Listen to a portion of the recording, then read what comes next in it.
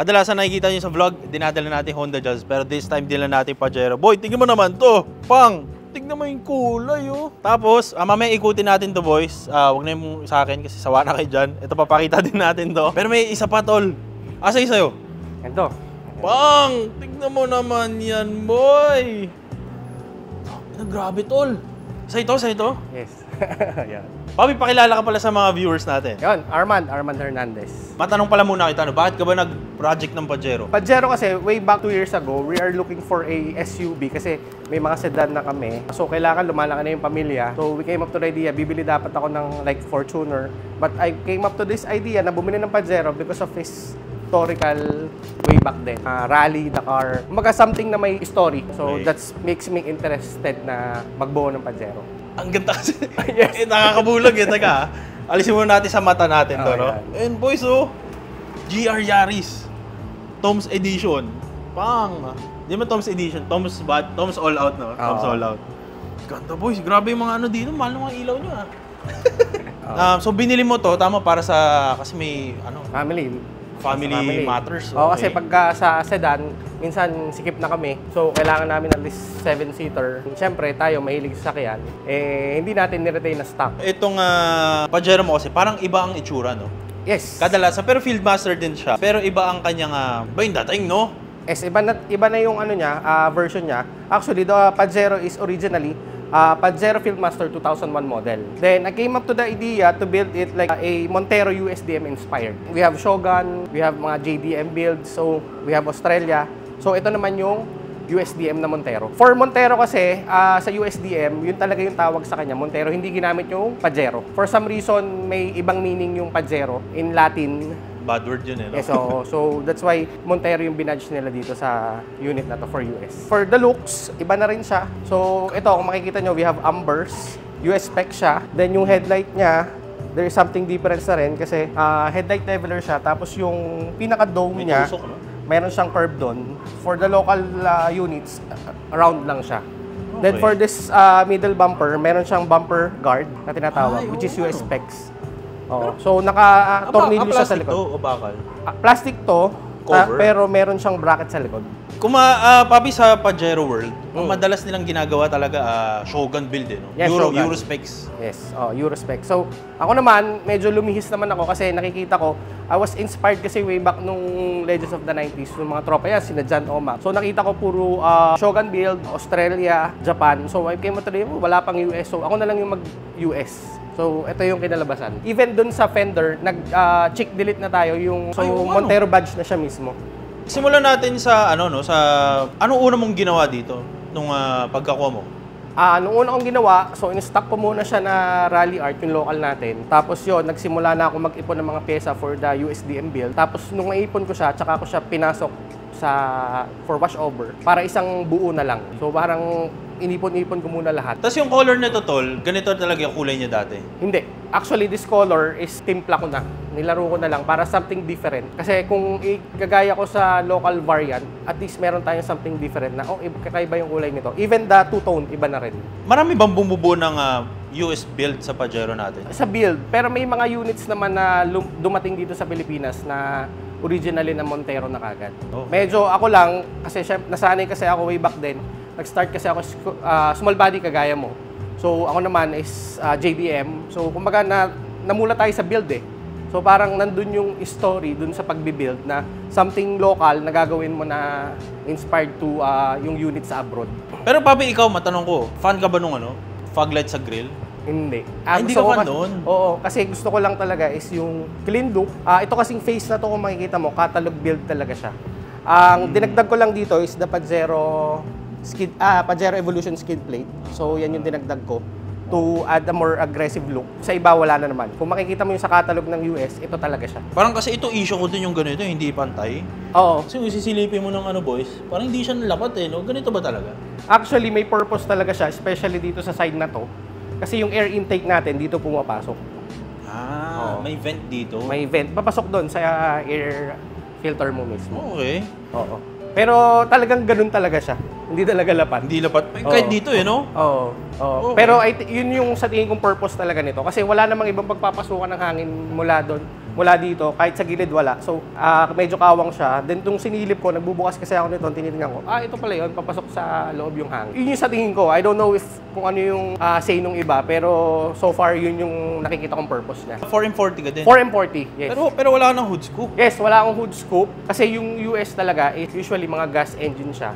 Wala talaga siyang hood scoop originally. So ako, since nagbibuild tayo ng USDM, medyo dumiin na rin tayo sa part na yon na tinanggal na rin natin yung hood scoop. Yun, meron akong ginawa sa ilalim na which is something interesting. Pero originally naman siya talaga for Mitsubishi Pajero. Pakita natin mamaya. Pwede na ngayon? Pwede, sige. Kasi curious ako, hindi ba mag-heat soak yan? Hindi naman. Kasi kapag, syempre, intercooler, tol, dapat may, di ba, may hood scoop. Ayun. Pakita natin, asan yung hood scoop mo? Walang hood scoop. Okay, pero may butas pa din. May butas pa rin siya. So, ito pa yung ano niya, yung pinakapasokan ng hangin niya, going to here, yung air duct niya, palabas siya dito at papasok. May ganun ka na? Yes, meron na. Di sa akin may ganito rin? Wala. May butas yung... Wala. For local units, wala siyang butas. Pero meron siyang hood scoop.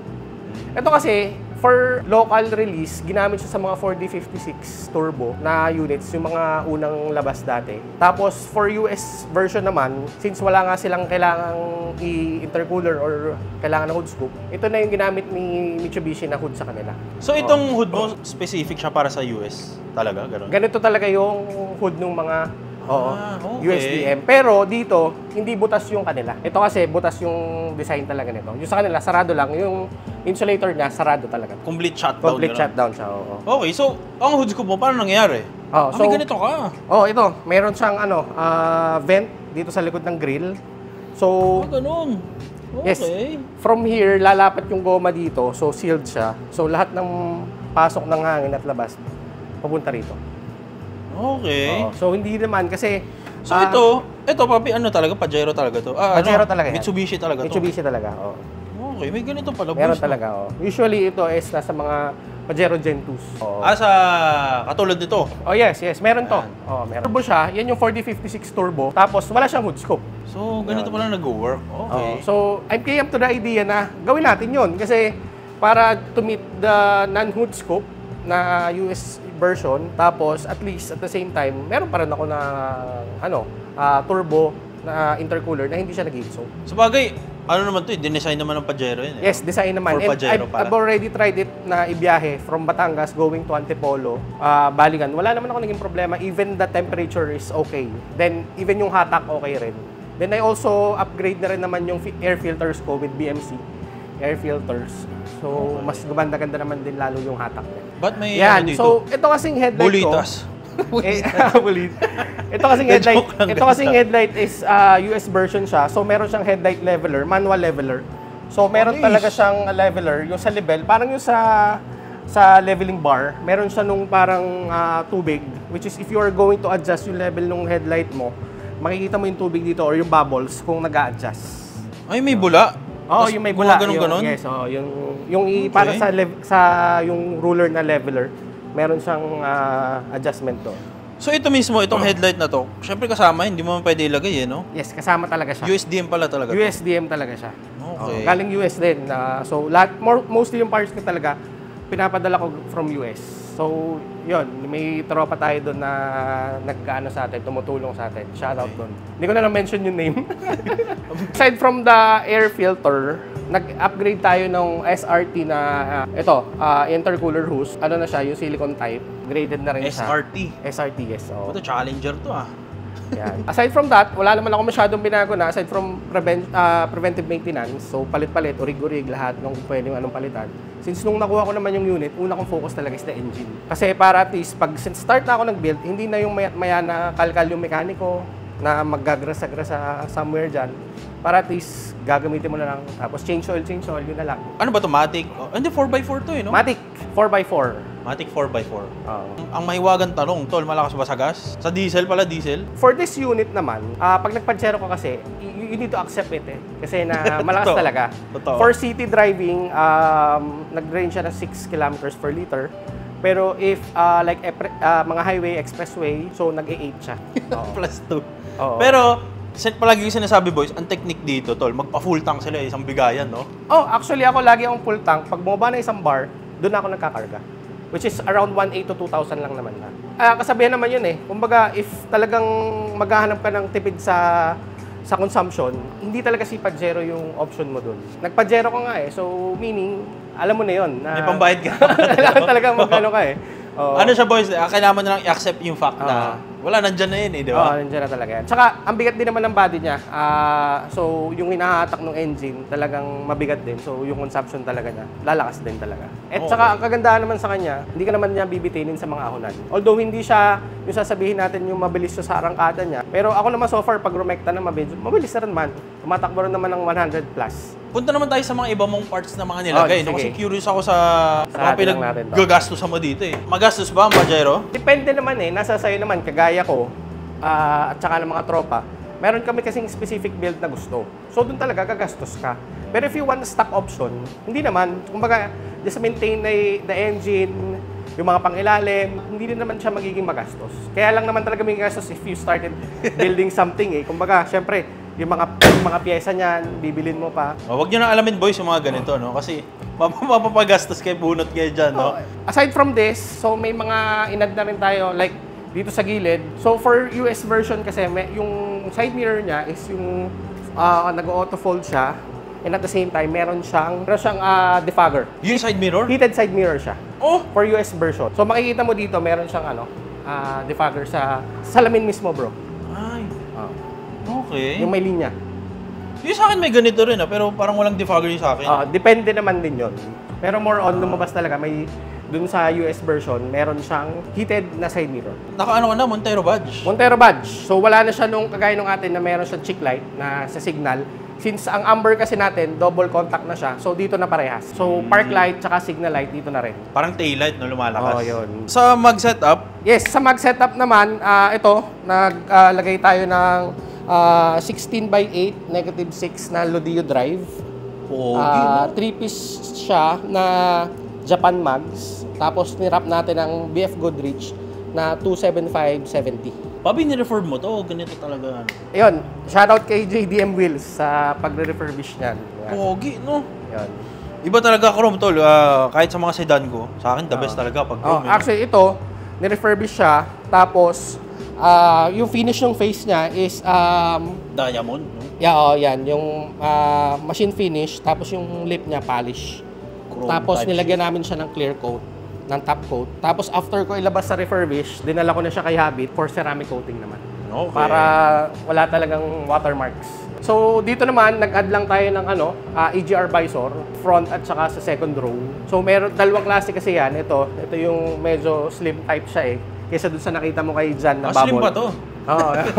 May mas malaki pa pala. May mas malaki pa. Para sa akin, I think slim pa eh. Pero sa tingin ko, if this version, mga wide na rin na tinatawag. Yung isa naman, sobrang laki talaga. Abot dito. I think the correct term here is yung wide visor. Then yung isa, hindi ko lang alam kung anong mismo actually tawag doon. Pero yung parang nakabubble dito. USDM din yan. EGR eh, no? EGR. I think EGR is may US din, tsaka may Australia. Australia, no? Oo. Ito naman kasi is personal touch ko na rin since originally naman talaga siya for Pajero. Mga rare piece na rin kasi siya eh. Sabi nga ni Jan Omac, hindi siya mahilig sa visor, pero kapag EGR yan, go yan. Itong pinaka stepboard natin, yung US talaga, itim. Oo, itim yan. So, initim na rin natin. Parang pala sa akin pala, no? Actually, Euro naman, iniitim din nila sometimes. Yun. Nagulat din ako sa kulto ng mga Pajero. Dami pala talaga. Madami talaga. US, Australia, Japan, Europe. So, ang dami. May mga Spain pa, kagaya nung vlog mo before kay Jan, yung Montero. Yung ano? Non-flare niya, yung manifest. Walang muscle. Ano pa, no? Teenager pa lang. Anyway, dito naman sa side na to, sa likod. So, nagpalit din tayo ng taillight, which is US version. Yung US kasi, yan, ganyan na yung itsura niya. Inalis na sa kanya yung reverse light dito sa part na to, which is nandito na sa bumper. Ito na yung reverse light niya. Actually, kakatapos lang natin ipa-detail tsaka pa-ceramic coating kay Habit. So, hindi muna namin kinabit. Pero, ang star cover natin is originally Montero din. Parang bumper ni Cory, no? May texture siya. Galing din talaga siyang US. Yan. Ito masasabi ko, rare piece na rin talaga siya. Bihira ka makakakita talaga niyan. Tatlo to. Tatlo, oh. So, bubuuin mo siya doon. Malaleko, no? Tapos yun yung spare tire ko. Spare tire. Chrome din, naka-finish din. Actually, ito namang mags na to, originally, for US Montero din siya. Yung mga year 2000 model, Montero Sports. Yun na lang, kasi wala pa naman ako, naghahanap pa ako nung isa pa, if makakita. At saka, ang problema kasi dito, hindi ka rin pwedeng maglagay ng wide spec na mags, kasi yung tire cover ko, ang specs talaga niya, pang 15s. Kasi originally, yung stock ni Montero sa US, naka 15s na banana siya, yung NK. Pinaliit ko na lang yung goma. Ito ang tanong, Tol. Dito tayo sa likod, ito ang gusto kong malaman. Kasi meron, di ba yan, rare piece yan, yung Montero. Pagka nakakuha ka ng mags mo, pogi din no? Ano pipiliin mo? Yung mags o yung cover? Yung cover talaga. Yung cover ka? Yes. Okay na yung mags mo na yan, wag na pumili. Well, to the point kasi, siguro dun sa one piece na mags, comparing sa value nito, dito, mas mahal yan? mas mahal to. Kasi, pwede mo malaman? Magkano yan? ito kasi, kasama na yung shipping kasi ang hirap magpa-ship nito, around abot ka ng mga 30 to 40. Yan? Yes, so. Damn! Ang mahal kasi doon yung shipping.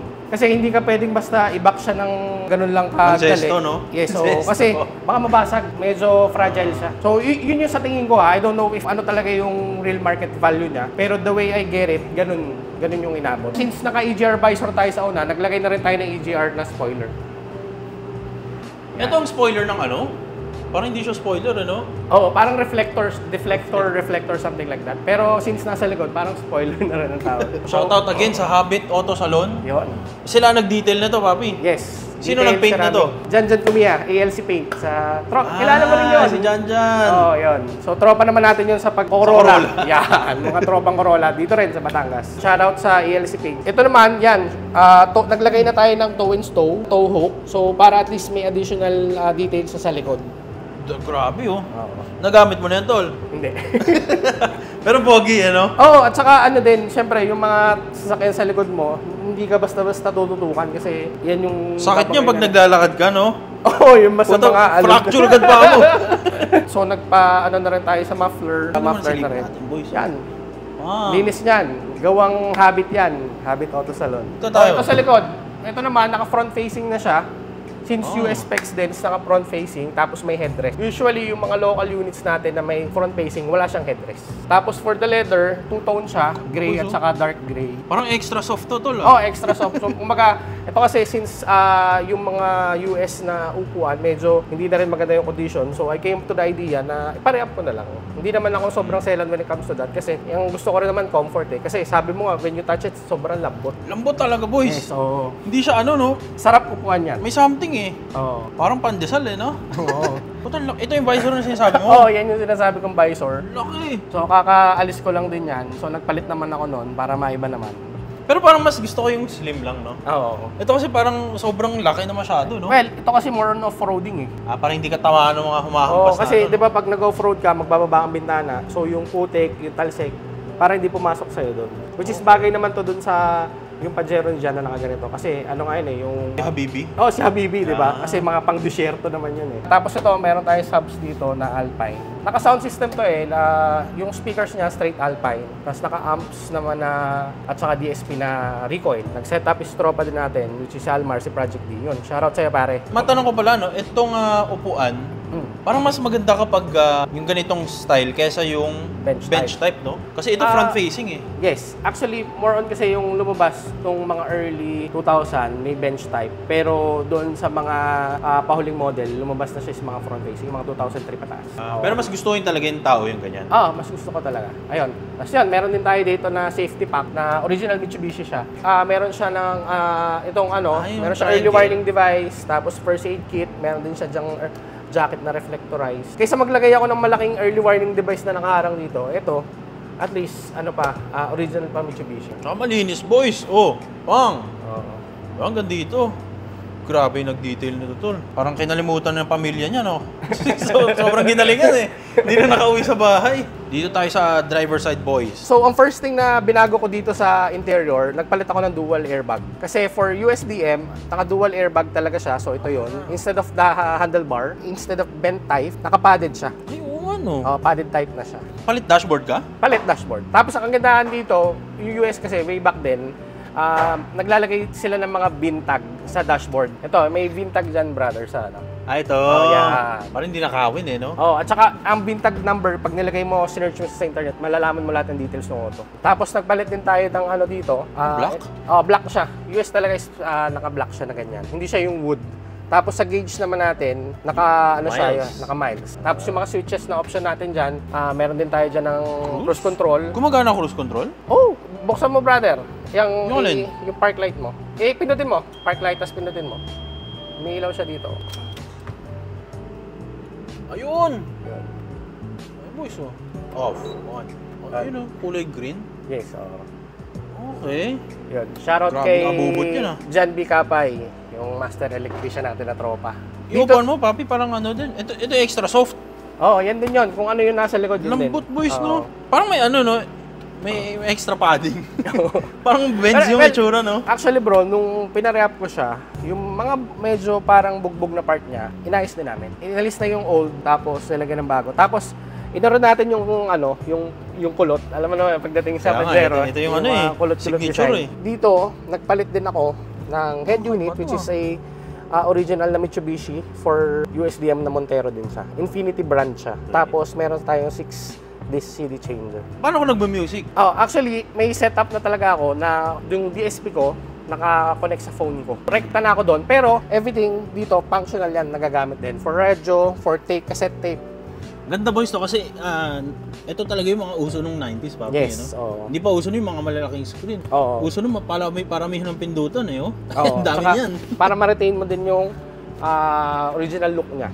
Since nga nag-base ako sa catalog, sinundan ko talaga. Even yung mga wood trims na to, ganito talaga yung sa US. Ano ba? Parang nakapatong? Patong, oo. Yung kasing sa local natin, parang printed siya sa plastic. Ito talaga, real wood. Tri-gauge natin is US na rin, which is meron tayong oil pressure, tsaka battery. Tapos compass yung sa dulo. Tapos naglagay na lang ako ng mga konting abubot, kaya niya nakadikit sa ano. Yan yung seatbelt cutter, tsaka glass breaker. Pati yung freshener, USDM. Yes.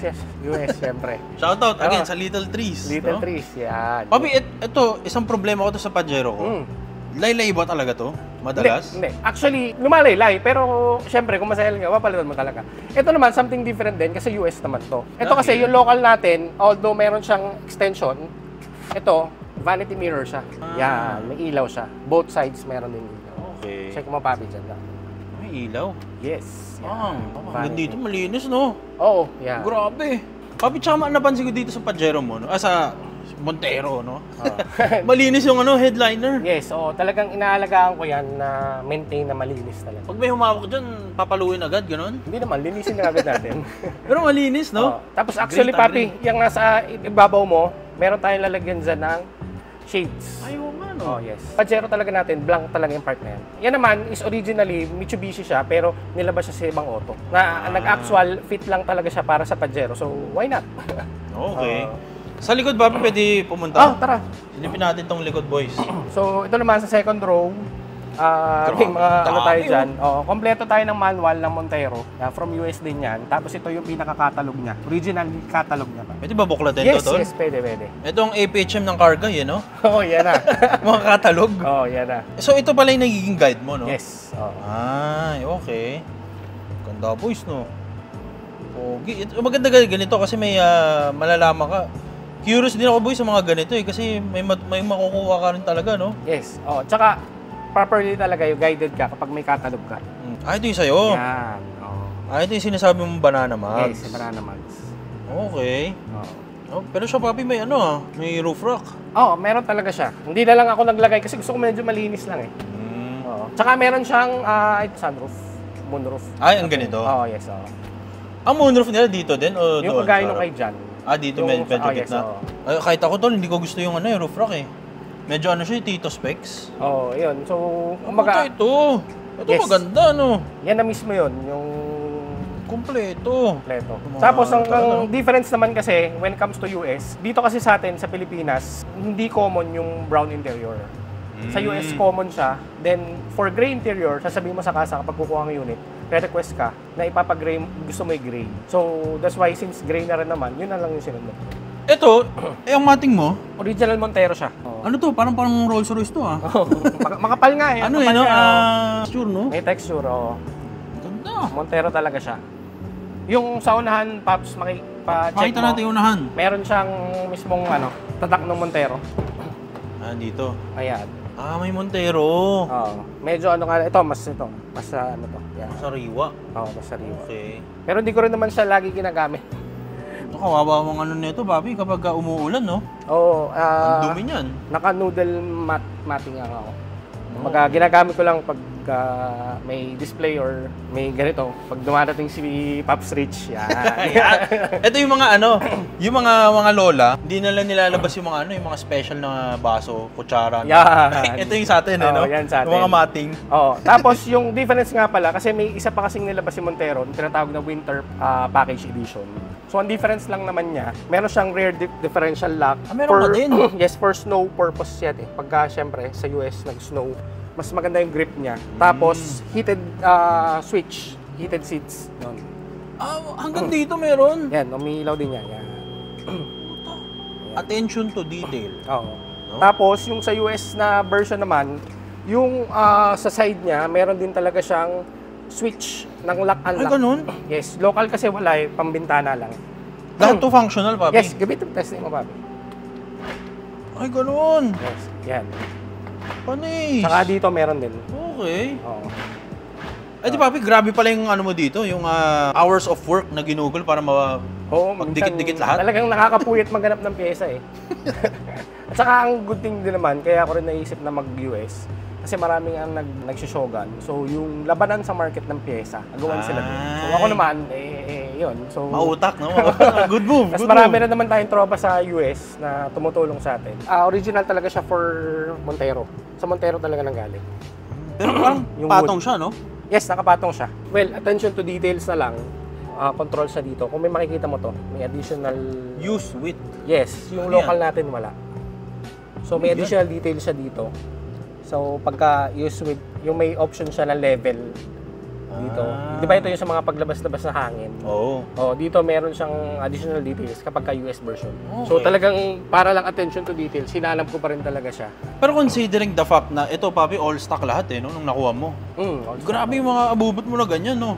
Talaga nung sinimula. Actually, medyo mabilis pa nga yung transition ko from Fieldmaster to Montero kasi nakuha ko naman tong unit December 2023. Tapos, nung 2024, doon ako nagsimula na magbuo. So, sinimulan ko to way back July. Natapos ko yung pinaka-paint niya, na pagpapintura around October. Tapos, yung additional details na iniintay ko kasi medyo matagal magpa-ship going to US. So, ngayon ko pa lang nakompleto. Sakto lang din. Sakto lang din. Actually, matagal na naman talaga sinasabi sa akin na, meet mo na si Rich. Sabi ko, wait lang, talagang gusto mo na kompletuhin para at least kapag magkita tayo, yan, nandyan na siya. Tsaka nga pala doon sa likod for US, yung third brake light niya malaki. Ang laki, no? Malaki. Tsaka yung ilaw, no? Parang malaki rin yung Malaki ilaw. talaga. Makita natin sa likod. Mapakita nga natin lahat na pwede palitan, tol, no? Yan, naka big brake light siya. Ang laki, boys. Ano pang mga dapat mong idagdag? May kulang pa ba? Actually, wala na eh. The only thing na lang na hindi ko ginawa sa Montero build is to change the engine to gasoline engine. Kasi ako nung nakuha ko yung auto, parang 100,000 mahigit pa lang yung tatakbo. Tapos, preventive maintenance. Wala akong masabi dun sa engine, napaka-healthy naman. So, bakit mo papalitan yung matinong engine na Kumbaga doon, yun na lang yung iiwan ko doon. Tsaka dito naman sa atin kasi for 4M40 engine locally, maraming pyesa. Compared to gasoline engines na hindi naman common sa atin, struggle yung paghanap ng pyesa kapag nasiraan ka. Huwag mo na pahirapan. Kumbaga I leave it na gano'n na lang. At least kahit saan ako pumunta, wala akong problema, maganda yung takbo.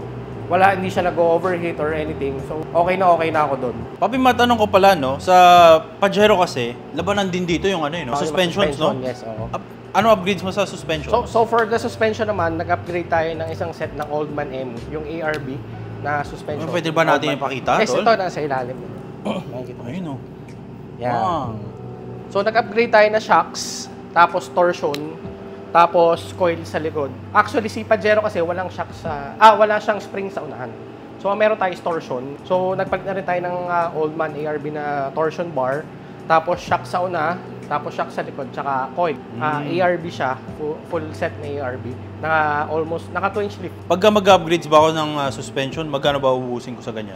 Actually, for this suspension, Nag-around 65. Ay, di naman pala masama. Parang coilover ng Corolla, no? Yes, yes. So, kasi like mga BC coilovers, around 50 na rin. 45, 50, di ba? Maka-lift ka na nun? Lift, konti lang naman. Ano siya ng mga 2 or almost 2 inches. Pakita pala natin yung tindig ng kotse, boys, sa side view. Ayun, pang. Diba? Ganda talaga, papi, kapag medyo angat ang Pajero, no? Oo. Tsaka, yun, for the fog lamps, since hindi nga ako mahilig doon sa malalaki, so I upgrade. Gusto ko rin kasi magka-IPF, so nagpalit tayo ng IPF na fog lamps. Ano to, ano? Rainbow. Rainbow? Yes, oo. IPF. Oo. But, hindi natin IPF. makikita yung ilaw, eh, no? Pero, anong kulay nito sa, ano? Yellow. Yellow. Oh, pwede ko naman buksan. Pakita na natin dito. Ang ganda naman ng view dito, tol. Yellow. Oh, yellow, all weather. Pang-complement lang dun sa headlight since naka super white yung headlight. Pwede ba natin on yung Yes, headlight? pwede. Pakita natin, boys, ha? Ayun, pucha, pogi din, eh, no? Parang bihira talaga, boys, ang bumubuo ng USDM, papi, kasi sa Corolla, mahal to, eh. Di ba nagko-Corolla ka din? Yes, may USDM. Mahal ng USDM, eh, no? Oo. Sa Corolla, pero ikaw, dito ka, right track. Pamahal ng pamahal. May ma-advise ka ba para sa mga gusto magbuo ng USDM na concept ng Pajero nila? Well, hanap lang kayo ng tamang mabibila ng pyesa. Then, wag niyong madaliin. Yung oras kasi talaga is, kumbaga pinakamahalaga din eh. Kasi kapag sometimes, when you do something very rush, hindi nagiging maganda yung outcome. Ito naman, when it comes to Pajero build, syempre, lagi naman natin sinasabi, unahin mo muna yung engine. Then once okay na yung engine, then start ka na magsimula nung build naman sa exterior, interior, kung ano yung gusto mong team para dun sa Pajero mo. Ito, papi, ito matinding tanong. Kasi nung bumili ako ng Pajero, tinatrash to ko mga tropa ko, sabi ko, dapat Montero yung mga 2015, 2014 model para sa'yo. Well, unang-una kanya-kanya naman yan, no? Pero sa akin talaga, Pajero talaga yung Fieldmaster Montero, yun talaga yung pinaka-preferred ko eh. Kumbaga, like sabi ko, kanya-kanya yan. Meron iba, yun yung gusto nila.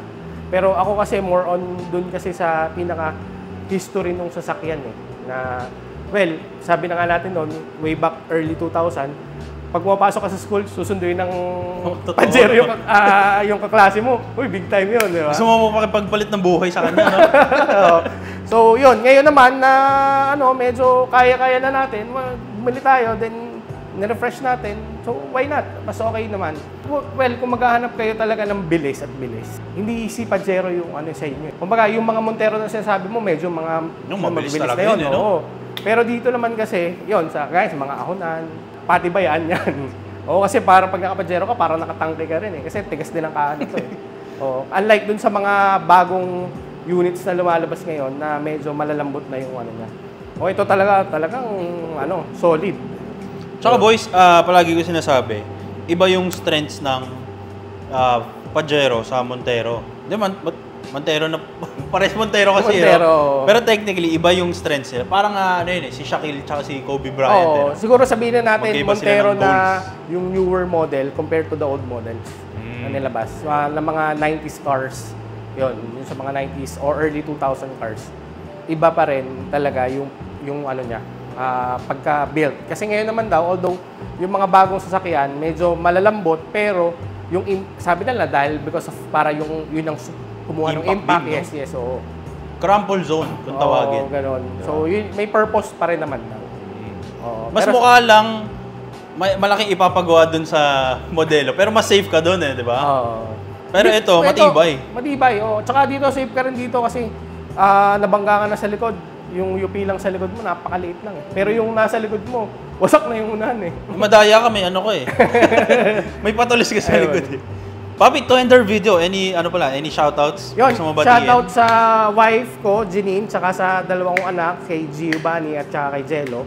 Tapos shoutout sa Super Pajero, Fog Lights guys, Street Elites, yan, shoutout. Tapos, syempre, especially shoutout sa Habit Auto Salon. Salamat sa pagpapagamit sa atin ng studio niya ngayon for this vlog. Yan. Grabe yung studio guys, Tsaka, may need kayo, like detailing, ceramic, coating, yan, Habit Auto Salon. Kita nyo naman, no? Meron siyang, alam mo yung parang modelo na yan. Yung modelong pintura na yes, may umaalog-alog, no? Yan yung sinasabi diba? na. Galing eh. Ayun. Bang! Shoutout din sa work ko. Actually, I'm in real estate field. So, if may need kayo when it comes to real estate property like condominiums, house and lot around Metro Manila, so pwede nyo akong kontakin. Our company is Empire East Land Holdings. Yun. So, shoutout sa work ko. Papi, again, salamat ha. Salamat. At boys, sana na-enjoy nyo yung video natin na to. Sana maraming yung natutunan. Papi, salamat again sa pag-share ng build mo sa amin. Thank you din. Ayan, kaya nga natin din ginagawa tong vlog na to para to inspire them. At saka magkaroon sila ng proper guide when it comes to building. Tama. Huwag kayong maglagay ng kung ano, no? Paghuluin nyo lahat. Less is more. Ika na. Less is more. Okay, boys. So, sana na-enjoy yung video natin na to. Kita kayo sa mga susunod na palabas. Let's go!